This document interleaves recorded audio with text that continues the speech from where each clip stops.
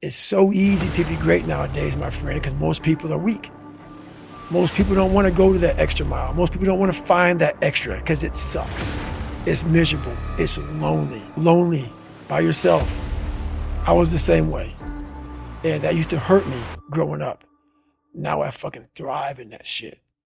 That's the only place to be. If you're not the sort of person that is built to go through selection, it's like speaking a different language. That's it. And that's why I don't try to convince people otherwise. I understand that why you're confused. I understand why you say things like that. But also, what you don't understand, what you fail to understand, is the other side, that you need people like that. You need the Elon Musks. You need the David Goggins. You need some of these Navy SEALs, some of these other people. You need those people. It takes a very, very unique person and unique mind to do some of these jobs that are necessary in this world. At the end of the day, I ask myself one question: can I take one more step? And usually the answer is yes. So if you can answer that question and not take another step, that is real failure. That is real quitting. So a lot of people can take one more step, but they choose not to. I don't know if you can take 2 steps. You got to answer that question after you take the first step. But I can always take one more step, so if I choose not to, that's on me. Where are you going to end up if you quit this shit? Where are you going to go?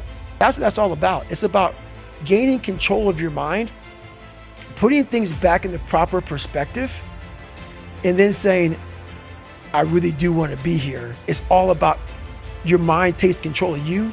You have to say, fuck you, I run this motherfucker. And that's what that's all about. Projecting yourself forward to see what are the consequences of failing, what are the consequences of stopping. But what you're going to pay for that in is shame and guilt and regret long term. That's right. So what you need to be able to do is bundle all of that up that is as yet unfelt, but will last for way, way, way longer. You know, the future is much longer than now. That's right. The future is going to extend out up until the day that you die, and you get to look back, and you look back with pride and glory. That's it. That's the 1 second. You just summarized it right there. Most people fail those 1 seconds. And then that 1 second leads to 20 years, 30 years, 40 years of fuck. I have people who have been through training with me, Ranger School, SEAL training, Air Force training, and I get calls from them today, and they have great lives. And all they talk about is how they failed in that one moment. They can't even enjoy their life now because they're now warm. There's no more suffering. Failed so many times before. Failure is the ultimate thing, man. I failed so many times before. And that's why I don't look at failure anymore as failure. I look at it as my first, second, and third attempt. So that's what that's all about, man. I'm shaking, I'm jacked up. And all I could think about was, I can't believe what I just done. Because when you get to 70 miles of a race and you felt the way I did, to me, it was humanly impossible to even think about going 30 more miles in that shape. And once you do it, what came over me when that shower hit me, and the reality hit that I just went 101 miles. And that last 31 miles was something that I can't even describe to people. I had just climbed a mental wall that was amazing. What it did was it showed me what is possible. And that's what set the new stage for me. What started happening is as you get bigger, as you get more successful, you open the door for people to critique every fucking thing you do. Most of the people who are critiquing you usually aren't where you are. All their critiquing comes from people who are really at a low level of life, which is sad. I'll go through the comments, I go through them, intentionally look for the bad ones. I'll block and delete you because the people on my page don't need that negative energy. I'll block and delete you, but I take a snapshot on my phone and I put it in the archive. So what happens is, there's days where I'm like, you know what? I really don't want to do this today. And I'm like, oh, hang on. So I started making these mixtapes with all of these hate messages about people talking shit. And it became such a source of fuel that it was amazing because I know why you hate me. You hate me because you're probably in the bed right now.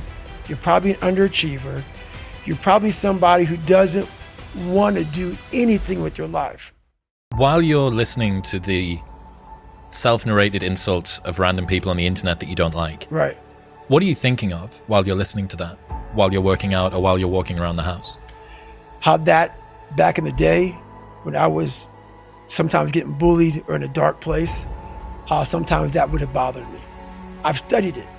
So I don't just like listen to it and like make fun of it. I actually study it because I was once that negative person.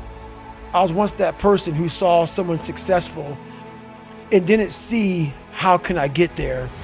I was like, oh, fuck that. They're probably cheating or they're probably doing this. I was that negative person because I wasn't there. And I didn't want to work to get there. So these people who hate on people, I've studied them. And I've gained a lot of knowledge from them because I gained a lot of knowledge from myself when I was in that dark place. I've learned to study people before I react. Because there's no successful person in the world who's in a good headspace that's gonna ever attack anyone in that kind of manner. Before you get your feelings hurt by that bully at school or that boss at work, take time. Take that 1 second to pull back and study them. Most people who do that, they're in a very dark place. What do you think most people get wrong about motivation? They think it's a permanent fix. They think it's something that are constant. They think that maybe once I get it, I'm gonna hold on to it. And that's the thing about that I was telling you, that I always talk about. It's nothing is permanent. And a lot of times you have to learn to perform without motivation. They think I need to have this motivation to work out, to study, to be better. So if they don't have it, they just don't fucking do it. And that's where you fail. You have to learn to train your mind well beyond motivation. If you have motivation, that's great. That's some kindling to the fire. All it takes is a little bit of fucking spark, you can burn the whole forest up. And that's the tricky part about all that shit. Motivation is just a word, because I'm not gonna always be motivated. And discipline is good too. But without a clear headspace, there's no discipline. What do you mean? You gotta have each thing plugged into the right spot, like a fucking crowded garage. You can't put anything in it. Once your brain is crowded, discipline is great. Motivation is great. But if you can't fit shit in your brain because it's all fucking cluttered with shit, there's no discipline.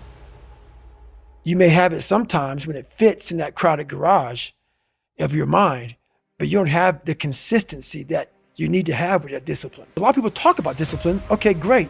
Why do you fall off the fucking wagon? Why can't I continue with this routine? Going to the gym, being better, waking up early, eating the right foods. It's because maybe it's your kids, maybe it's your wife, maybe it's your job, and it's all just stuffed in your fucking brain. You don't have it compartmentalized and organized in these nice shelves. So where am I gonna put discipline in that mind if I can't find other shit? If your life is not organized, and your life being everything around you, because it takes one little fucked up piece of an outside interference to clutter your whole mind.